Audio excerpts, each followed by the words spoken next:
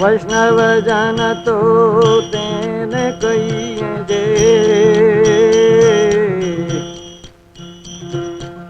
पीड़ पराई जाने रे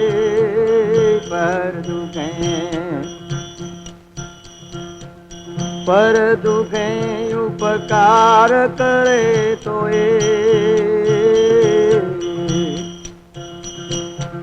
मन अभिमान नो याने रे वैष्णव जन दो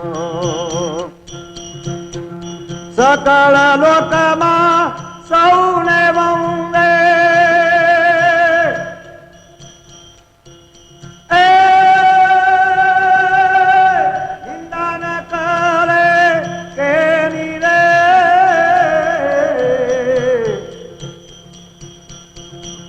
वाच काच मना निश्चल राखे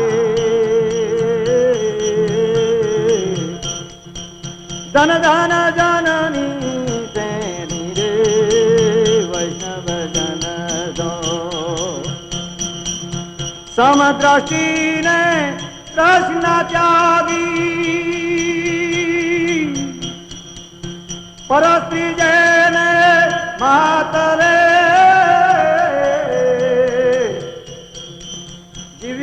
थकी सचन बोले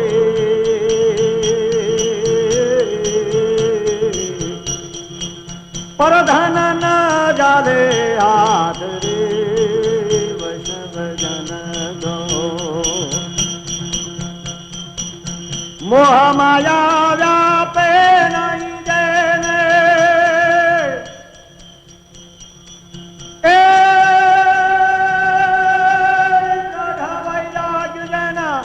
मन मारे राम नाम सुरे ताली लागी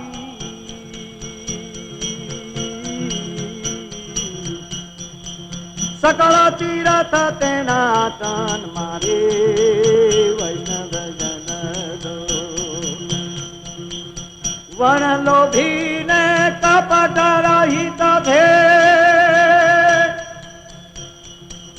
काम चौधरी वाया रे पणे नरसैयो तेनु दर्शन करता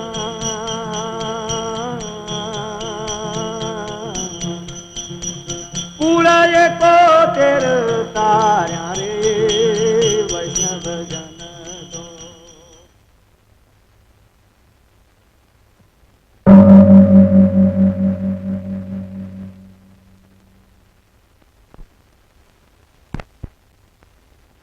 उत्तरं यत्समुद्रस्य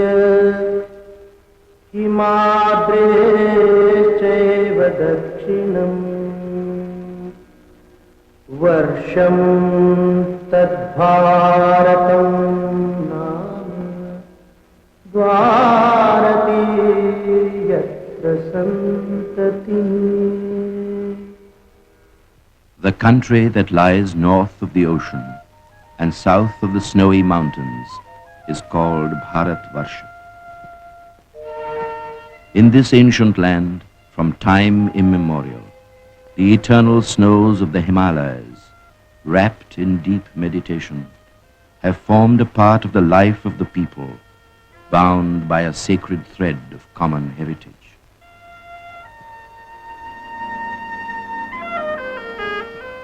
The plains are watered by 1,000 streams that mingle in the music of great rivers, linked up with India's civilization and culture, carrying fertility and wealth, spreading life and strength.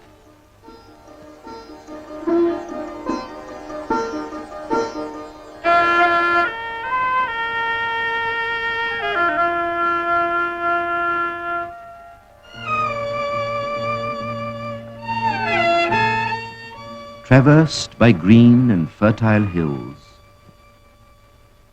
blossoming trees bright with orchard gleams, and fields of waving corn, touched by the golden rays in the east, India is bounded on three sides by the palm-clad seashores, chanting to the tune of the ocean waves.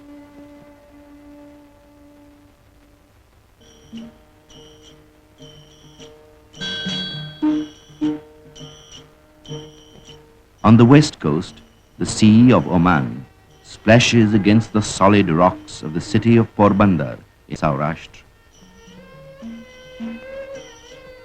The houses are chiefly built of white and soft stone.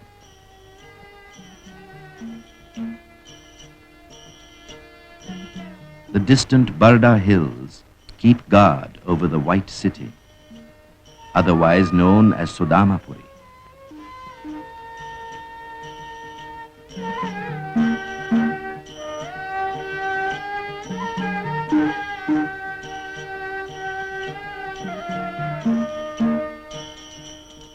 Porbandar has been mainly a commercial town. An enterprising and sturdy people have traded from remote antiquity with lands beyond the seas, Arabia and Africa. The town was the ancestral home of the Gandhis, who belonged to the Vaishnav cult.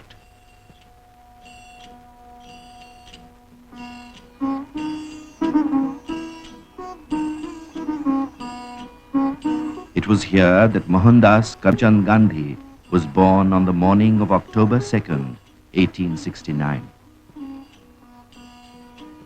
This house is associated with an incident which instilled the spirit of Satyagraha in Mohan's blood.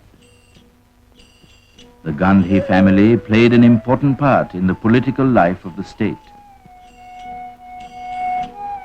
Uttam Chand Gandhi, Mohan's grandfather, was the Diwan of Porbandar. Being a staunch believer in the purity of justice, once he had a tussle with the regent for sheltering an innocent grocer. The soldiers of the state shelled his house. With a firm determination to sacrifice himself and the members of his family at the altar of justice, he remained undaunted, praying to God.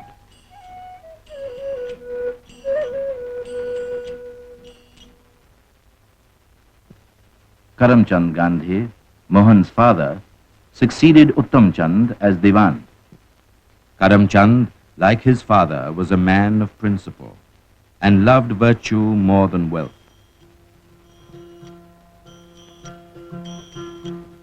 Mohan's mother, Putlibai, was deeply religious and had a strong personality.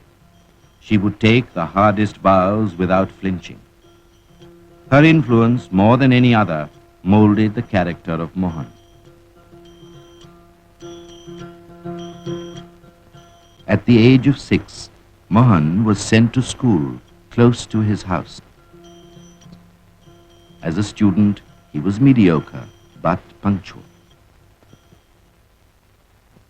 While he was very gentle and playful, he was obstinate. In this small room, his books and his lessons were his sole companions.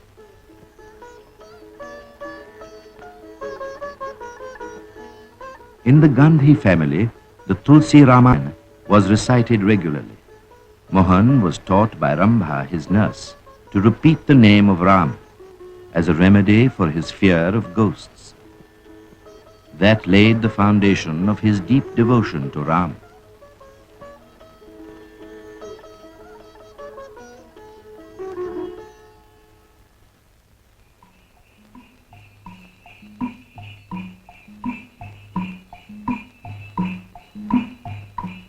Mohan was only 7 when his father left the service of the Porbandar state and moved with his family to Rajkot.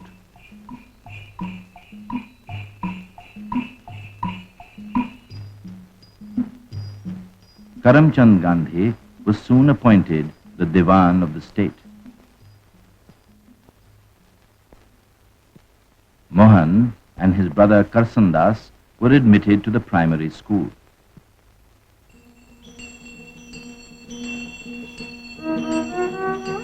Once an itinerant showman came to their place. One of the pictures he showed was of Shravana, carrying his blind parents on a pilgrimage. The picture left on Mohan's mind an indelible impression of a son's devotion to his parents. Just about this time, he happened to see the play Harish Chandra, which inspired him to follow truth and go through all ordeals for its sake. Rajkot was one of the few towns in Saurashtra to have a high school. Young Mohan entered the Kathiawar High School when he was 12.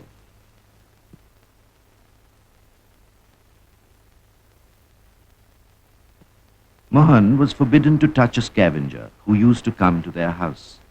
Though young and dutiful, he argued with his mother that untouchability was not sanctioned by religion, and that touching a scavenger could not be sinful.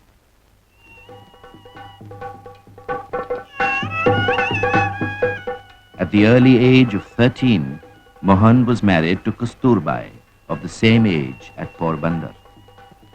Soon he assumed the authority of a husband.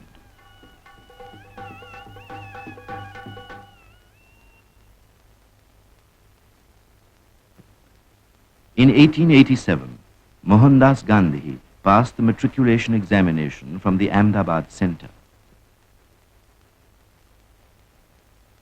and joined the Samaldas College at Bhavnagar. But at the end of the first term, he left the college to proceed to England to study law.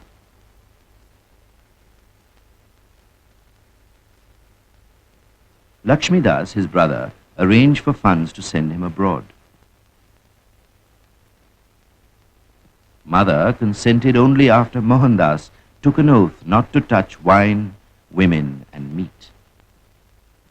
This oath saved him from many pitfalls in London.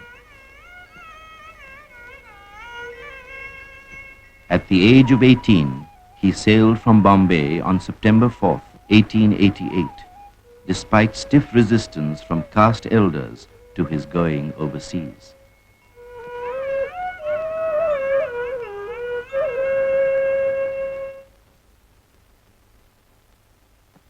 On his arrival in London, Mohandas found everything strange around him. He almost starved himself as he found the vegetarian food tasteless, yet he remained true to his vow. He went in for well-tailored suits and took lessons in dancing and music to become an English gentleman. Mohandas Gandhi joined the Inner Temple to qualify as a barrister on November 6, 1888.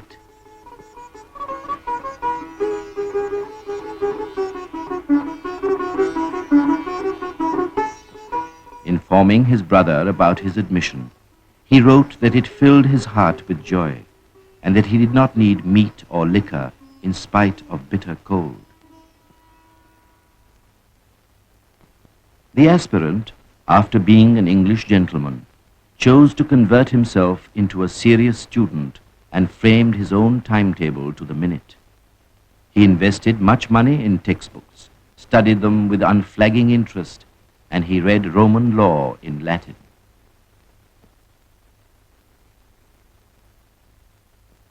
To simplify his living, he rented a room and cooked his own food. The change harmonized his inner and outer urges.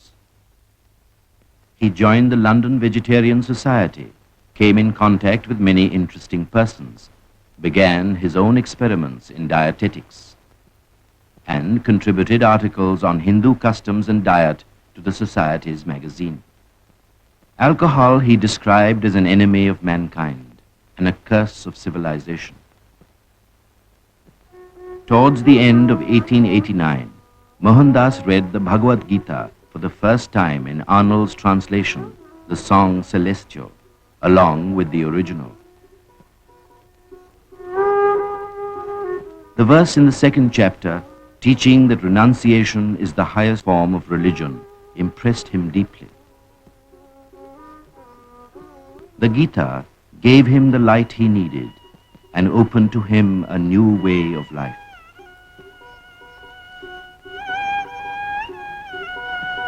At the instance of a friend, Mohandas read the Bible. He liked the New Testament, and the Sermon on the Mount went straight to his heart. This reading whetted his appetite for studying the lives of great religious teachers, and he acquainted himself with the principal religions of the world. He first met Dadabhai Naoroji, the grand old man of India, during this period. He became a source of inspiration to young Mohandas. M.K. Gandhi passed his examination with credit and was called to the bar on June 10, 1891. His 3 years' stay in England was eventful, as those were the years of great intellectual activity and freedom of thought and speech.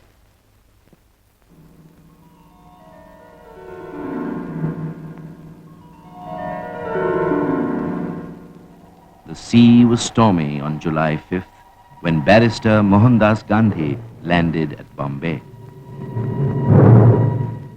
The joy of homecoming was turned into boundless grief for him. She, whom he was so eager to meet, his beloved mother, had passed away.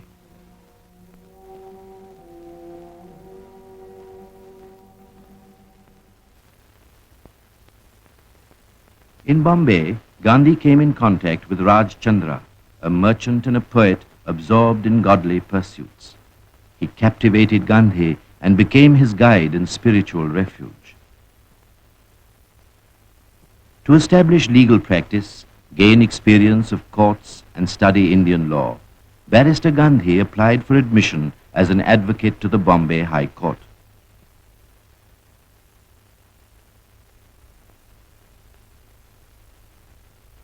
Not finding enough work, disappointed, he soon left for Rajkot.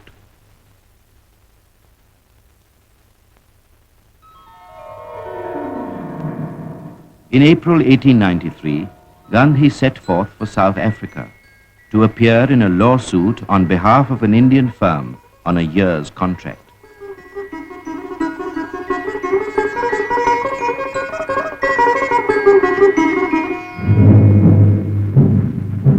After a month's journey, he landed at Durban.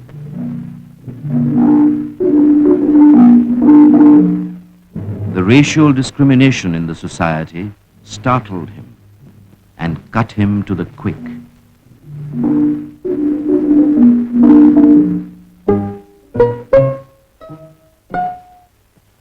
When the coolie barrister, as he was called, appeared in the Durban court, he was ordered to remove his turban. Gandhi felt insulted, demurred, and left. The press described him as an unwelcome visitor. As a victim of the Calabar, he received thrashings and suffered grave insults, but yet he refused to sue the white assailants for personal grievances. During his stay in South Africa, the spiritual urge within him became a living force. He studied different faiths and practiced self-restraint. Tolstoy's "The Kingdom of God is Within You" overwhelmed him.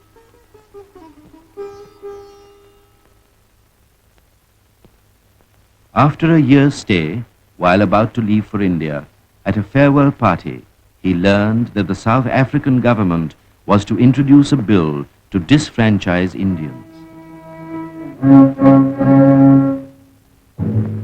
He said, "The bill is the first nail into our coffin." He took up the cause of his disinherited countrymen.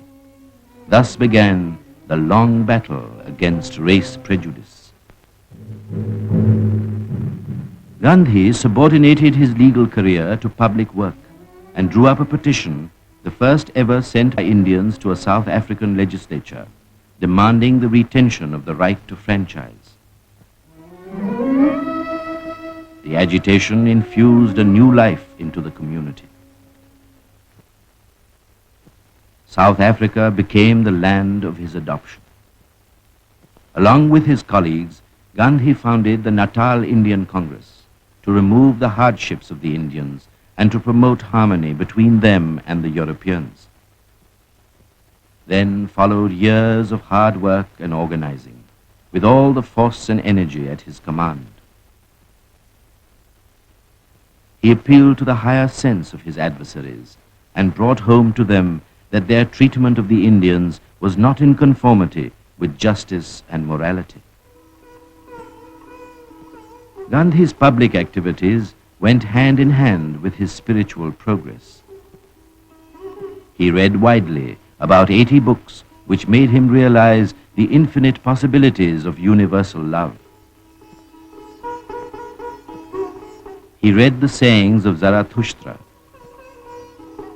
The beauty of Hindu scriptures began to grow upon him.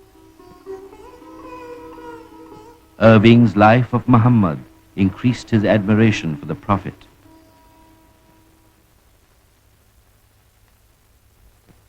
The Indians commissioned Gandhi to lay their grievances before public men and public bodies in India.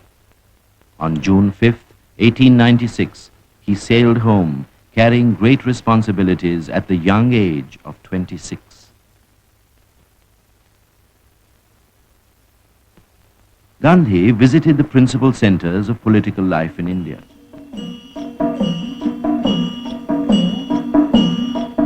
His impassioned speeches stirred the Indian mind. The green pamphlet depicting the conditions of the Indians in South Africa aroused the people's consciousness. He met great Indian leaders. Justice Ranade listened to him with attention.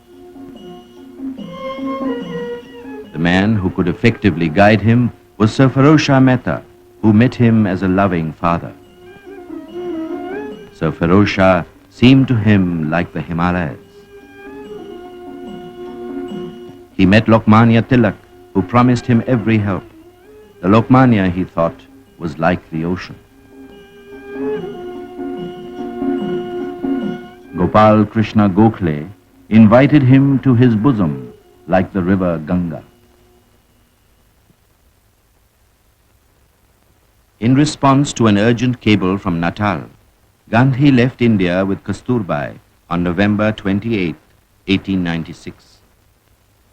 On reaching the port of Durban, the ship was put in quarantine because of the white residents' agitation for the repatriation of the Indians.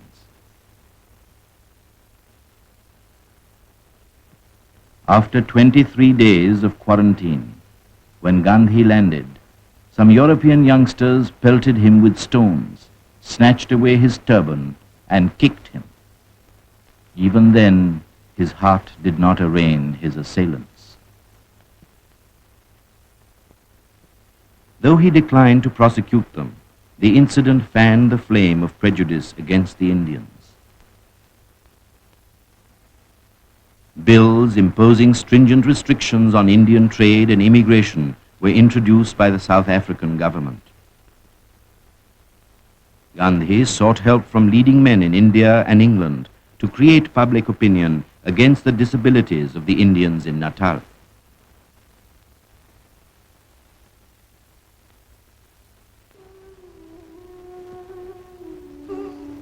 In this little house in Durban, a period of introspection dawned in Gandhi's life.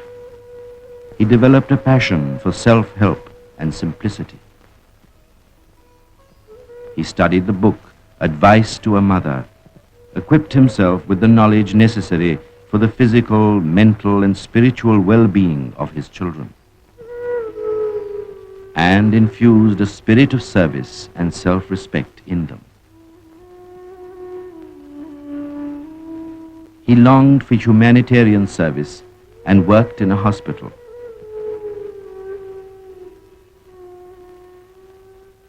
When a leper came to his door, Gandhi offered him shelter, dressed his wounds, and looked after him.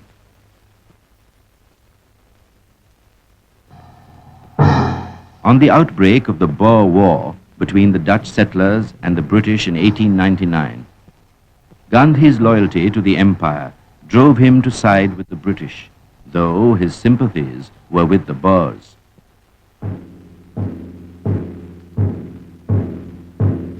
He organized an Indian ambulance corps. and left for the front.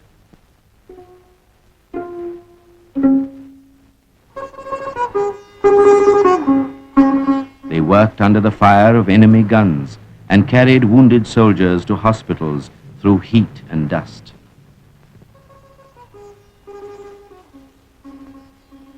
The humble work of the sons of the empire was applauded, and they were awarded the War Medal.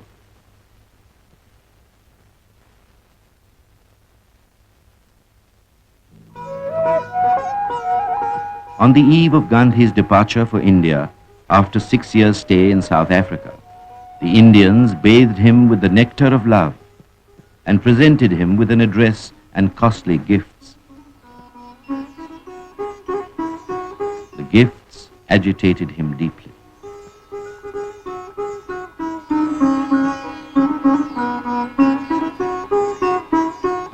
Having accepted a life of service and conquered infatuation for jewelry, Gandhi created a trust of the gifts in favor of the community.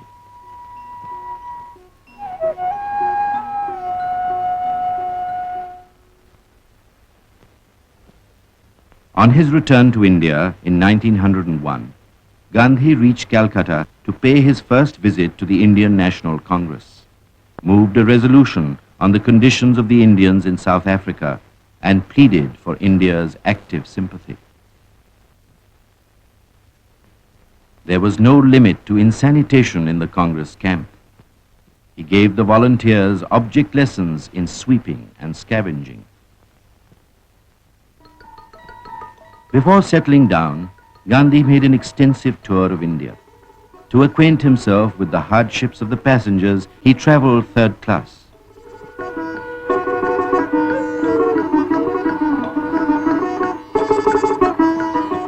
Gandhi informed Gokhale that he had opened an office in Bombay. Just when he seemed to be settling down, he received an unexpected cable from South Africa and returned to Natal at the call of his countrymen.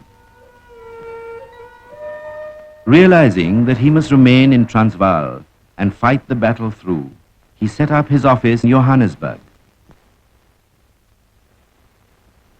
He was enrolled as an attorney of the Supreme Court. The spirit of sacrifice gradually grew stronger and changed his mode of life. The Gita became an infallible guide of conduct. Aparigraha, non-possession, and samabhava, equability, presupposed a change of heart, a change of attitude for Gandhi. In a letter to his brother, he explained how his life was becoming truth-intoxicated and declared his intention to renounce his worldly possessions and to utilize his savings for the community. Seeking to purify his physical self, he read treatises on nature cure. His dislike for medicine steadily increased, and he fasted and experimented in dietetics. He had great faith in earth treatment and applied the mud poultice to ailing patients. He wrote Guide to Health to help the people to keep the temple of the spirit, the human body, in a fit condition. He believed that perfect health can be attained by living in obedience to the laws of God.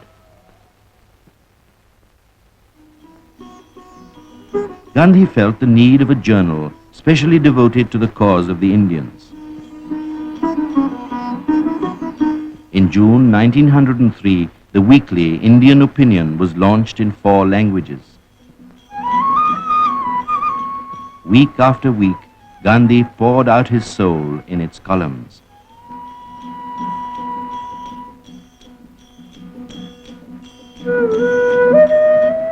For him, the single aim of journalism was service of truth.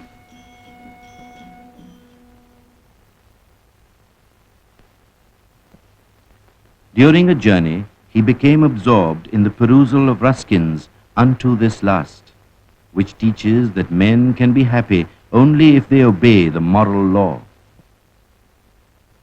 he discovered some of his deepest convictions reflected in the book, which brought about an instantaneous and practical transformation in his life. Later, he paraphrased the book, entitling it Sarvodaya, the welfare of all, and maintained that if every Indian stuck to truth, Swaraj will come of its own accord. Convinced that the life of labor is a life worth living, Gandhi bought a fruit orchard at Phoenix.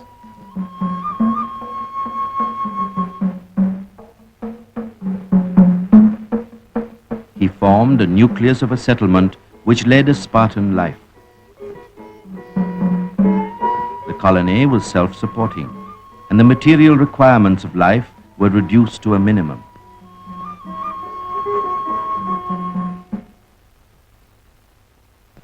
Indian opinion was printed at the farm. Settlers learned all aspects of press work.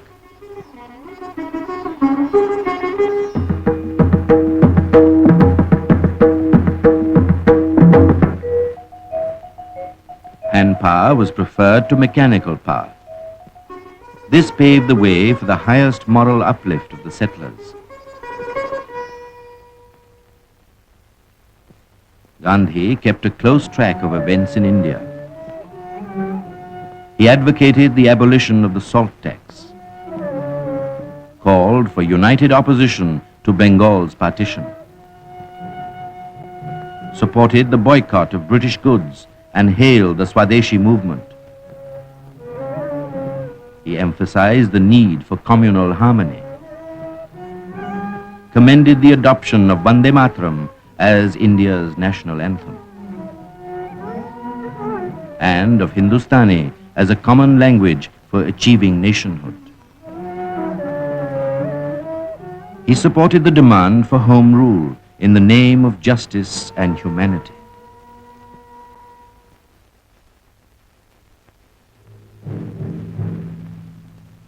During the Zulu rebellion in 1906, Gandhi was appointed Sergeant Major in the Indian Stretcher Bearer Corps. He and his men did hard, self-sacrificing work, carrying the injured up and down the hills and nursing the wounded Zulu rebels. This mission of mercy eased Gandhi's conscience. Long treks to the hamlets of the suffering tribesmen afforded ample opportunity to Gandhi for self-analysis.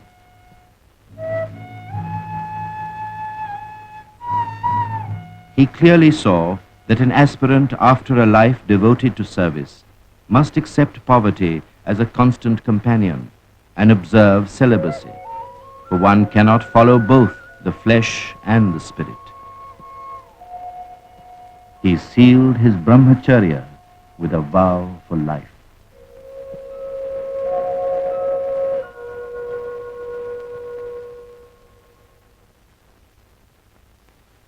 On return from the war, Gandhi was dismayed to find that the Transvaal government had introduced an ordinance compelling all Asians to take out a certificate of registration.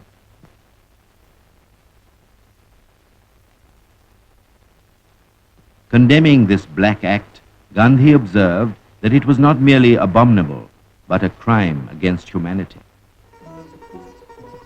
The Indian community was fiercely indignant. On September 11, 1906, Gandhi took the pledge at a mass meeting with God as witness. I shall die, but not submit to the anti-Asiatic law. Since that day, Gandhi's life story has mainly been the history of Satyagraha. Emphasizing the moral basis of the impending struggle, Gandhi gave a signal for the passive resistance movement. Attorney Gandhi, Honorary Secretary of the British Indian Association of Transvaal, stood in the dock, considering the role of a political prisoner far more honorable than that of a lawyer. On January 10, 1908, Gandhi entered the prison gate for the first time for civil disobedience.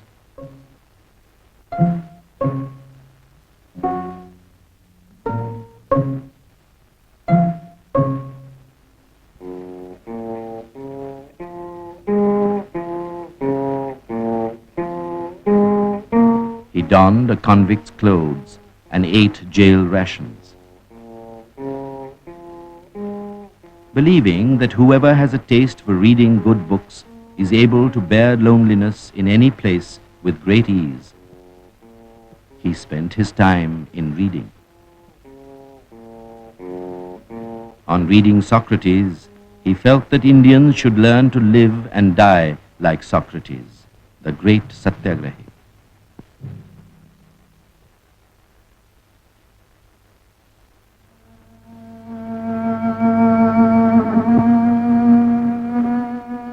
After about a fortnight, the prison gates were opened for Gandhi and his colleagues, consequent upon the Smuts-Gandhi settlement, which proposed the acceptance of voluntary registration by the Indians and the repeal of the Black Act by the government.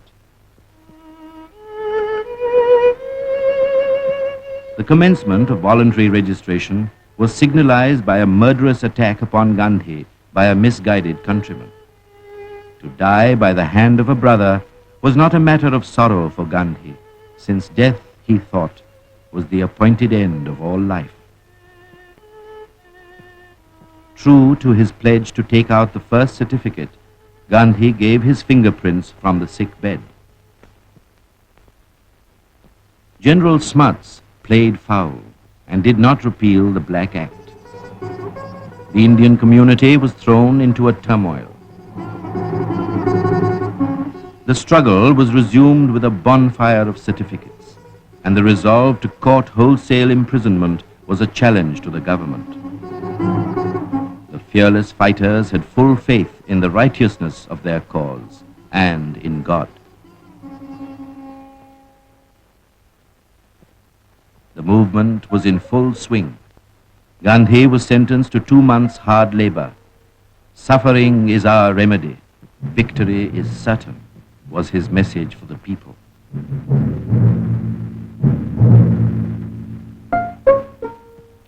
In prison, he volunteered to do scavenging.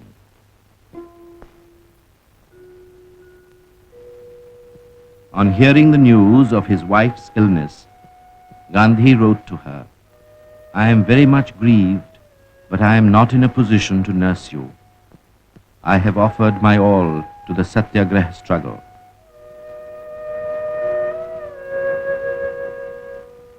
If death comes to you, you should depart with faith in God, as in Satyagraha. Life or death does not make any difference."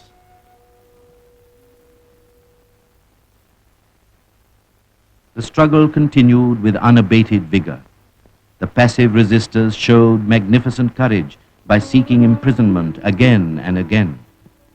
On February 25, 1909, Gandhi was re-imprisoned.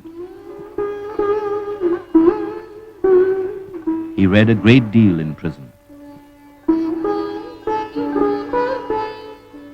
Like Thoreau, Gandhi did not feel for a moment confined, and the prison walls seemed a great waste of stone and mortar. He was convinced that a government which is evil has no room for good men and women except in its prisons. For the real road to ultimate happiness and freedom lay in resisting unjust laws and undergoing suffering in the interest of one's country.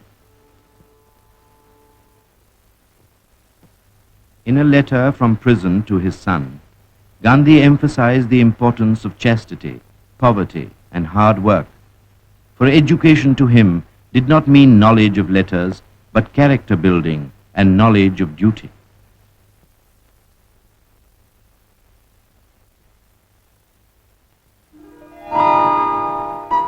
While on deputation in England, Gandhi acquainted Count Leo Tolstoy, who had long been interested in India, with the civil disobedience movement in Transvaal, which, if successful, was likely to serve as an example to the downtrodden millions in India and the world.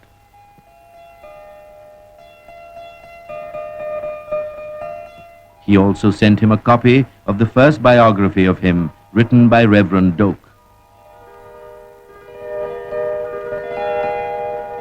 In his reply to Gandhi, Tolstoy expressed the liveliest sympathy for the fight between gentleness and brutality, between humility and love on one side, and conceit and violence on the other.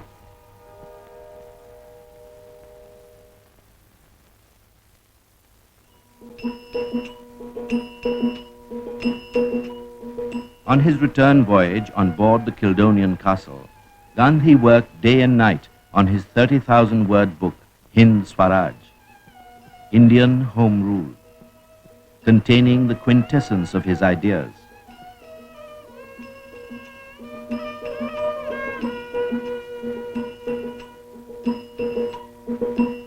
When the right hand was exhausted, he wrote with his left hand.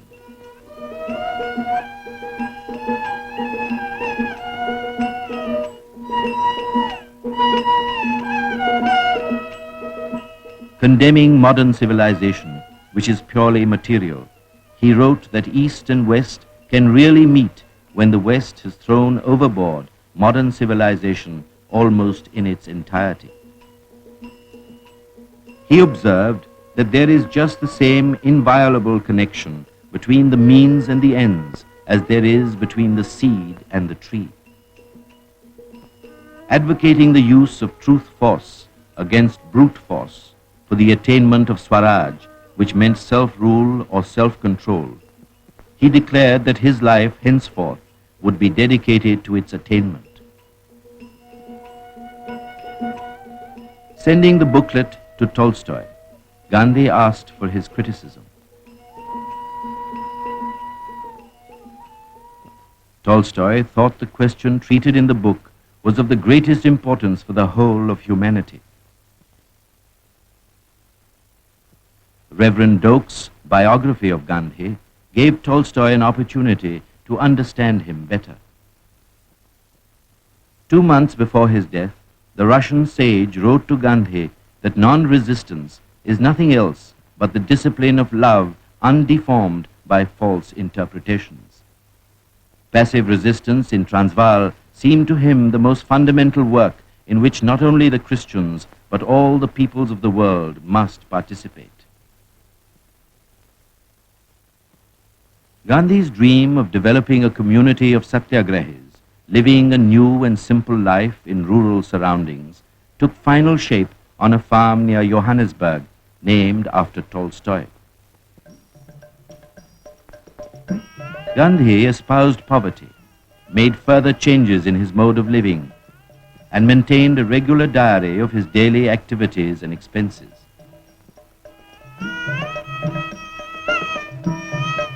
Every little experiment, from dietetics to the discipline of the inmates, to meet their economic, educational, moral, and spiritual problems, was conducted on the farm.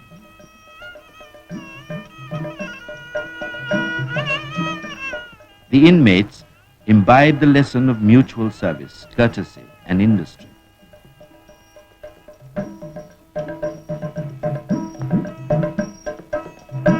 The weak became strong, and labor proved to be a tonic for all.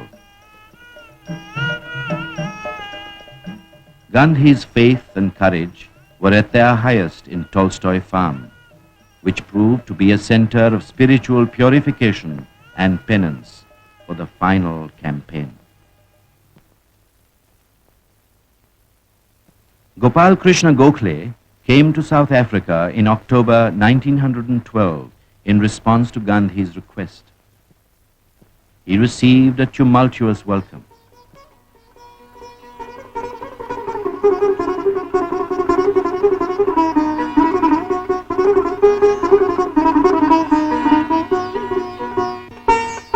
From the moment of his landing, Gandhi acted as his secretary and personal attendant.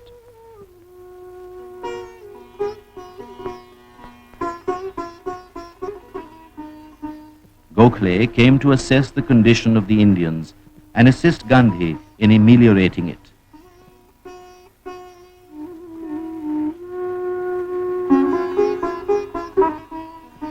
His message to the Indians was, if you have to resume your struggle, the civilized world will wish you success. But the issue will largely turn on your readiness to suffer and sacrifice in a just cause. Gandhi seemed to Gokhale to have in him the marvelous spiritual power to turn ordinary men around him into heroes and martyrs.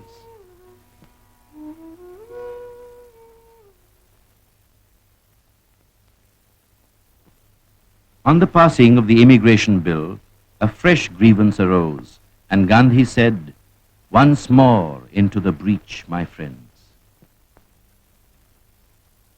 In October 1913, hundreds of Indians, men and women with children in their arms, thronged Newcastle to march to Transvaal as a protest against the £3 tax levied on their freedom. They possessed no worldly goods. They had only the sky as their roof. But they had great faith in their leader, who shared their daily hardships, nursed the sick, and fed the hungry.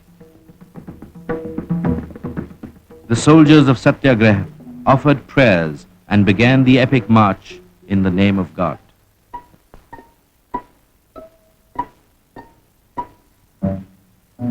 Gandhi was arrested 3 times in 4 days, but the march continued, proclaiming the grim tenacity and the stern determination of the marchers. Gandhi appealed to the government in the name of humanity not to tear him away from the marchers and leave them leaderless, as it was a violation of all considerations of justice.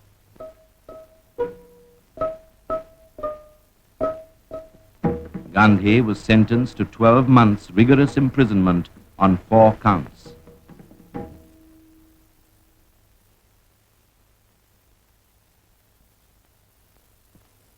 After an incarceration of hardly 6 weeks, he was released unconditionally. Consequent upon a truce with government, the Indian Relief Bill, vindicating the principles of civil resistance and racial equality, was passed. As a penance for the loss of lives in the struggle, imposing a vow of self-suffering on himself, Gandhi adopted an ascetic mode of life. On the triumphant end of the Satyagraha struggle, Gandhi observed, "Satyagraha is a priceless weapon, and those who wield it are strangers to disappointment or defeat." Gandhi felt that his mission in South Africa was over. He had spent 21 years there, sharing to the full the joys and sorrows of human experience, and had realized his vocation in life. He sailed for England on July 18, 1914, along with Kasturbai, on his way back to India. War was declared on August 4th. Gandhi reached London on August 6th. Instead of turning England's need into an opportunity for pressing Indian demands, Gandhi offered his services to the empire and once again organized an ambulance corps.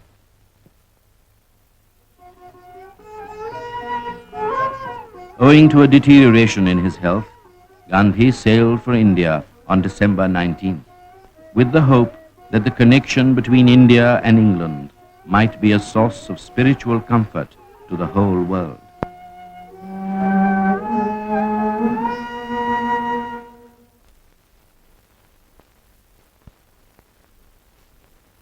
Gandhi and Kasturbai were given an imposing reception at the quay when they landed at Bombay on January 9, 1915.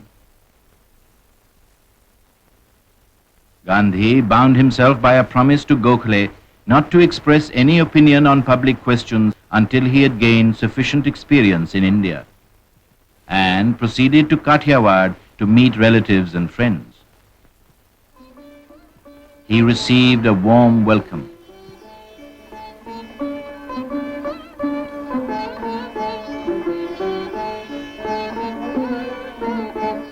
People spontaneously addressed him as Mahatma, the great soul.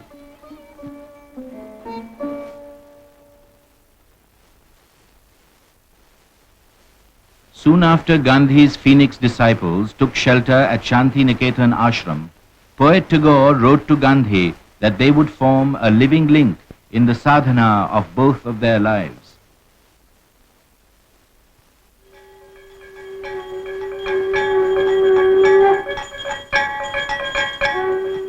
On their arrival at Shantiniketan to meet the Phoenix family, Gandhi and Kasturbai were honored in the traditional manner.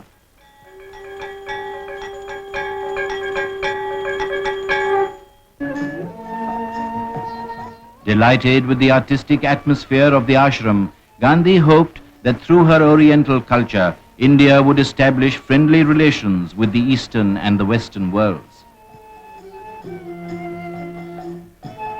He exhorted the inmates to adopt self-help, and Shantiniketan became a busy hive. But on February 19th, it was immersed in grief at the news of Gokhale's sudden death. Gandhi bemoaned, "I set out to find a true hero and found only one in India."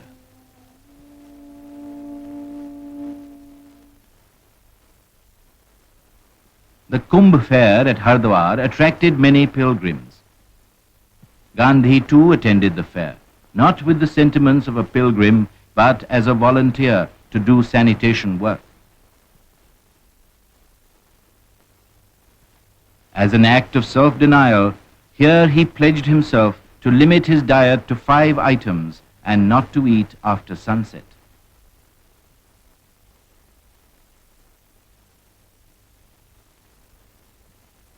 Seeking his own hermitage in an atmosphere of renunciation and service, Gandhi founded the Satyagraha Ashram at Kochrab near Ahmedabad on May 25th. With 25 inmates bound by vows of truth and celibacy, non-violence and non-possession, Swadeshi, Khadi, and the removal of untouchability.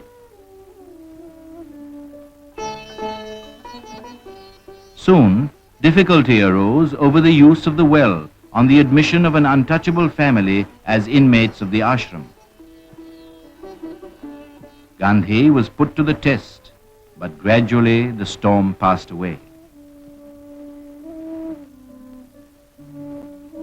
Untouchability was shaken to its foundation.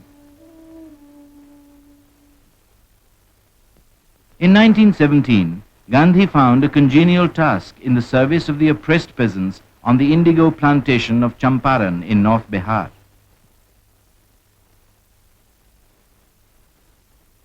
His arrival for investigation into their grievances roused new hopes in the peasants, and they thronged to him to tell their woes. On being served with a quit order, Gandhi refused to comply with it out of a sense of public responsibility and expressed his determination to proceed with the inquiry. At his trial for disobedience, Gandhi said, "I have entered the country for rendering humanitarian and national service in obedience to the higher law of conscience," and pleaded guilty.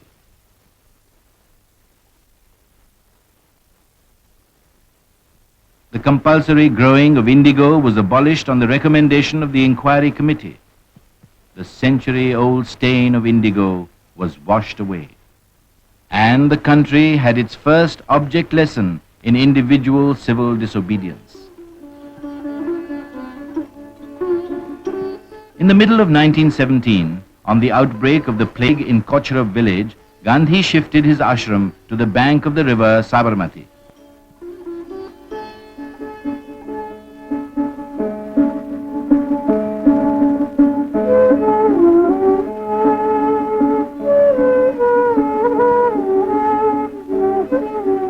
Amidst the neem and tamarind trees was situated Gandhi's bare hut, Hirday Kunj, along with the simple dwellings of the inmates. Life at the ashram gave full play to the emotion and intellect of the residents.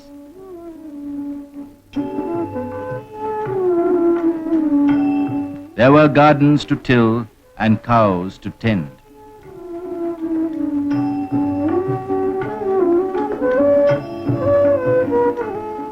Throbbing with an active spirit of sacrifice, everyone performed his obligatory task of weaving. As evening fell, the inmates congregated pay their respect to the different faiths of the world at the sanctuary. The four directions were its walls, and the canopy of the sky its dome. The sermons of Gandhi and the hymns of the Gita created a spirit of peace and love. In this community, where work was prayer and prayer love, Gandhi's personality was fully reflected.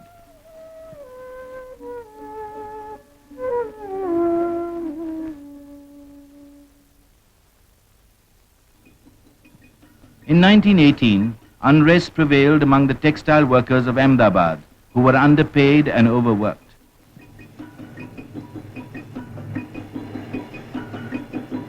Gandhi espoused their cause, conducted a peaceful strike, and exhorted the workers to abide by their pledge never to resort to violence.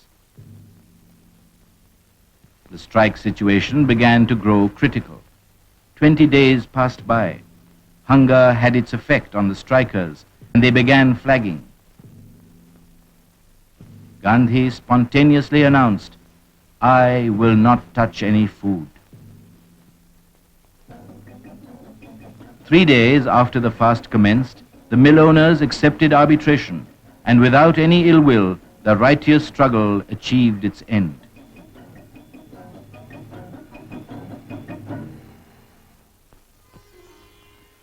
Gandhi expressed his views with fervor, advocating Swadeshi in language, dress, and thinking. The inhuman destruction of the ancient art of hand spinning was corroding his heart. The discovery of the spinning wheel, consigned to the lofts as useless lumber in a remote village, gave him new hope, for as the loss of the spinning wheel had brought about India's slavery, its revival meant India's freedom. Gandhi arrived in Bombay for medical treatment, as hard work coupled with uncooked food had ruined his health. His refusal to take medicine and the vow not to take milk came in the way of his recovery. He yielded to Kasturbai's suggestion that he should take goat's milk.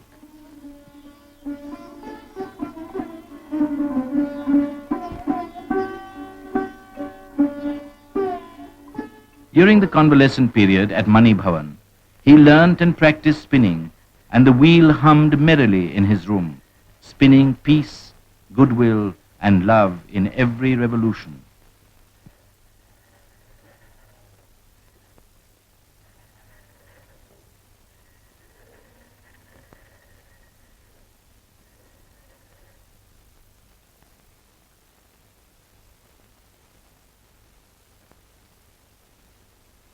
On his sick bed, Gandhi was roused by the publication of the notorious Rowlatt Bills in February 1919, which sought to crush the civic rights of Indians and to gag the voice of revolt. A wave of anger greeted the bills all over India.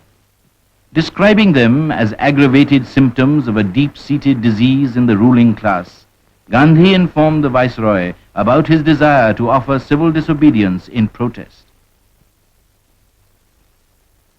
In spite of the united opposition of all elected Indian members, on March 18, the Black Bills were pushed through and became law. At Gandhi's call, the country observed April 6th as a day of humiliation and prayer. Vast multitudes united into common action solemnly affirmed their resolve to disobey the bills and refrain from violence to life, person, or property. True to the pledge, prohibited literature consistent with Satyagraha was selected. Gandhi went round the city to sell the prohibited literature, and the movement was inaugurated. At a Satyagraha demonstration, Gandhi emphasized the importance of sacrifice for the eternal ideals of justice and liberty. For no nation had ever risen without being purified through the fire of suffering. To defy the Indian Press Act, Gandhi published the weekly Satyagrahi, in which he expressed his opinions unhampered by any other consideration than that of his own conscience. The country was astir. There was an orgy of arrests and convictions. On Sunday, April 13th, Brigadier General Dyer marched with his armed force through the tortuous, torrid streets and mazy lanes of Amritsar. He entered Jallianwala Bagh in the heart of the city by the narrow entrance with a firm determination to do all men to death. Debouching from the passage, he ordered the troops to fire upon the seething mass of humanity gathered for a peaceful meeting. The Bagh suddenly resounded with bullet fire, carrying death and destruction among the unarmed, unwarned people.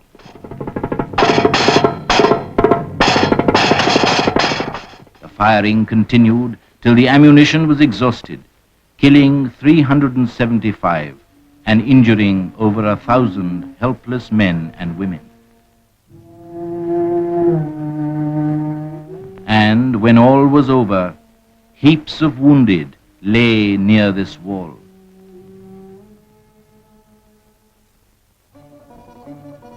The massacre and the terrible indignity of the martial law, inflicting the humiliating punishment of making people crawl on their bellies, and the public flogging of innocent victims shocked Gandhi.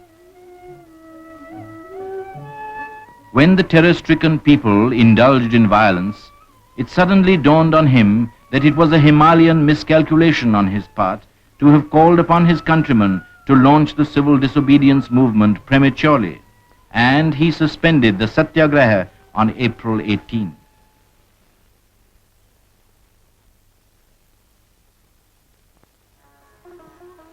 The weeklies, Navajivan and Young India, were launched by Gandhi to expound the meaning of Satyagraha and Swadeshi. They soon reached the farthest corners of India and put heart into the people.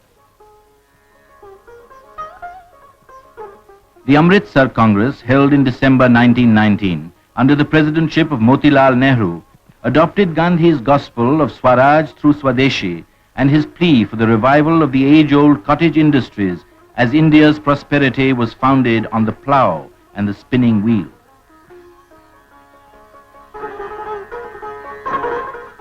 The slogan, Mahatma Gandhi ki Jai, began to dominate the Indian political horizon, and the national movement took a new shape and developed a new orientation.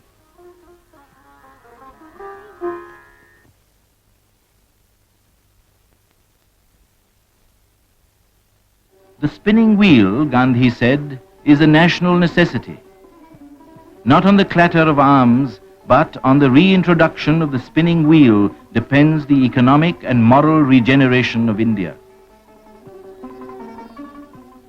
Slowly, the music of one of the most ancient of India's machines once more permeated society.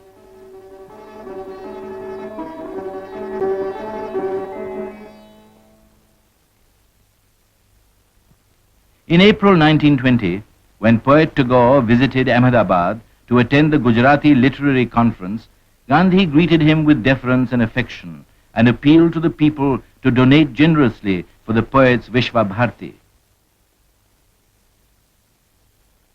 Gandhi identified himself with the Muslims when they launched the Khilafat agitation against the unjust peace terms imposed on Turkey by Britain.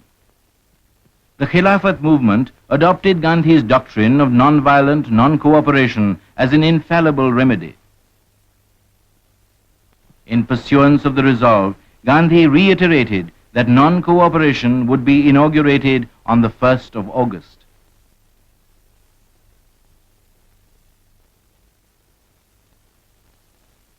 At 12:40 in the night that very day, Lokmanya Bal Gangadhar Tilak, Gandhi's strongest bulwark, passed away.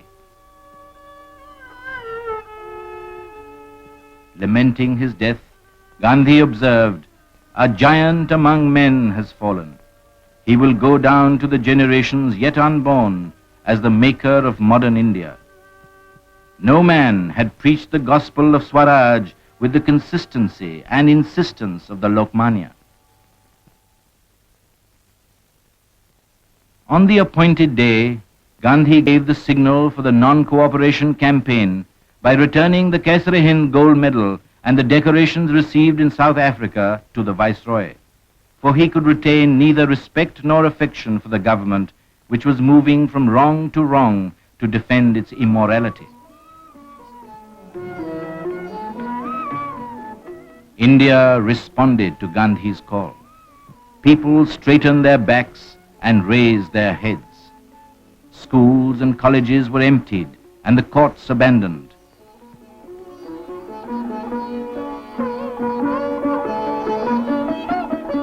With a view to lay the groundwork of truly Indian education, Gandhi founded the Gujarat Vidyapith at Ahmedabad.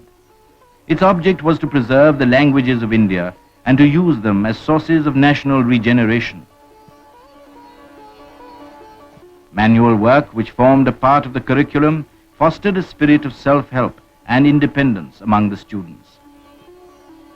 Gandhi looked upon the institution as a place where the sacred fire of India was to be consecrated in order afterwards to radiate throughout the world. Persuading the people to adopt India's real weapon of love and truth to fight the government, Gandhi condemned the doctrine of the sword. I want India to practice non-violence of the strong, her title of nobility. If she takes up the doctrine of the sword, she may gain momentary victory, but she will cease to be the pride of my heart. Swaraj was very much in the air and in people's thought when, in December 1920, the Nagpur session of the Congress unanimously approved Gandhi's resolution on the attainment of Swaraj by legitimate and peaceful means within 1 year, and the Constitution, as revised by him, turning the Congress into a mass organization. Thus began the Gandhi era in Congress politics. While touring the country incessantly and tirelessly, Gandhi did not lose sight of India's gravest problem, poverty. India as a nation, he observed, can live and die only for the spinning wheel. The womanhood and the masses of India have been awakened as never before at the call of the wheel. Its restoration alone will feed the millions of hungry mouths. The wasted hours of the nation should be utilized in converting cotton into cloth in our cottages. And at Gandhi's suggestion, the spinning wheel found a place in the Swaraj flag, with a white, green and red background symbolizing peace, purity and the unity of all faiths in India. Thus was born a flag for the non-violent revolt in 1921, representing an ideal to live for and die for.